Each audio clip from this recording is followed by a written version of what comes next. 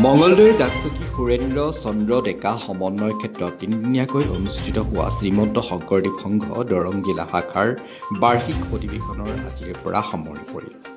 পুৱা ধৰ্মধ্বজা উত্তোলন ভাগৱত আৰু বাৰে ৰহণীয়া সাংস্কৃতিক শোভাযাত্ৰাৰ পিছতে অনুষ্ঠিত হয় মুকলি ধৰ্মালোচনী সভা। মুকলি ধৰ্মালোচনী সভাত আমন্ত্ৰিত অতিথি হিচাপে উপস্থিত থাকে সাংসদ দিলীপ শইকীয়া।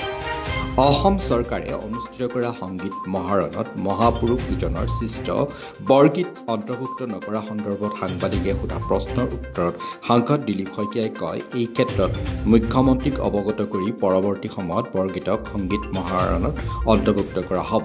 নিশা শংকৰী সাংস্কৃতিক অনুষ্ঠান আৰু ভাওনা প্ৰদৰ্শনৰ পিছতেই সামৰণি পৰিব অধিৱেশনৰ। দৰং জিলাৰ শ্ৰীমন্ত শংকৰদেৱ সংঘৰ 54 সংখ্যক অধিৱেশনৰ আজি মুকলি সভাত উপস্থিত থাকিবলৈ পাই অত্যন্ত আমি আনন্দিত হৈছোঁ, সন্তুষ্টি লাভ কৰিছোঁ। গুৰুজনাৰ যি সৃষ্টিৰাজি সম্পদ সমল সেইসমূহ বিশ্ব দৰবাৰত প্ৰতিষ্ঠা কৰাৰ কাৰণে অসমীয়া হিচাপে এজন ভাৰতীয় হিচাপে আমাৰ যি প্ৰয়াস ব্যক্তিগতভাৱে আৰু লগতে আমাৰ সামূহিক সমাজখনৰ আৰু চৰকাৰৰ যি প্ৰয়াস, আমি একেলগে আমাৰ গোটেই বৈষ্ণৱ সংস্কৃতিৰ প্ৰাণস্পন্দন স্বৰূপ সত্ৰ নামঘৰ আমাৰ যিমান অনুষ্ঠান আছে এই সকলোকে আমি এটা উজ্জীৱিত ৰূপত নতুন ৰূপত গঢ়ি তোলাৰ কাৰণে আমি চেষ্টা চলাইছোঁ। অসম দৰ্শন আঁচনিৰ জৰিয়তে এই অনুষ্ঠানবিলাকক আমি নতুন ৰূপত সজাই পৰাই তুলিছোঁ।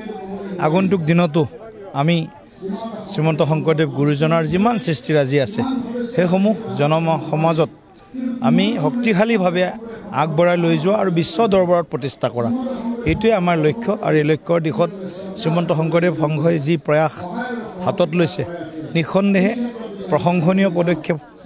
বিভিন্ন কাৰ্যসূচীৰে শ্ৰীমন্ত শংকৰদেৱ সংঘই অসমৰ সমাজ জীৱনত বৈষ্ণৱ সংস্কৃতিৰ প্ৰচাৰ প্ৰসাৰৰ কাৰণে, কৃষ্ণ সংস্কৃতিৰ প্ৰচাৰ প্ৰসাৰৰ কাৰণে যিখিনি অতুলনীয় পদক্ষেপ লৈছে, নিঃসন্দেহে গুৰুজনাৰ সৃষ্টিৰাজিসমূহ অনন্ত কাললৈ সুৰক্ষিত আৰু সংৰক্ষিত হৈ থাকিব।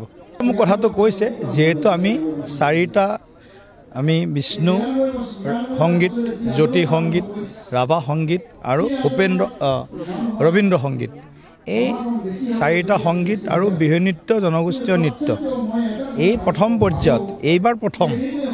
গতিকে ক'ৰবাত সৰু সুৰা 2-এটা মানুহৰ আশা আকাংক্ষা এটা প্ৰতিফলিত নহ'বও পাৰে, কিন্তু গুৰুজনাৰ বৰগীতটো অনাগত দিনত আমি নিশ্চিতভাৱে এনেধৰণে আমি আৰু আগন্তুক দিনত আমি ইয়াৰ প্ৰসাৰ আৰু প্ৰচাৰৰ কাৰণে নিশ্চয় চৰকাৰে খুব গুৰুত্ব সহকাৰে বিবেচনা কৰিব, এয়া আমাৰ বিশ্বাস।